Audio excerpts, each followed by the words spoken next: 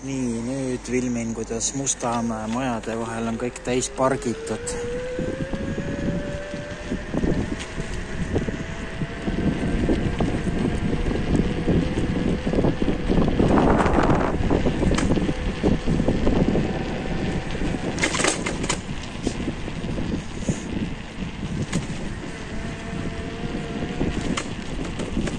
Et miks ma nagu autot ei osta, siin pole mitte kuskil parkida.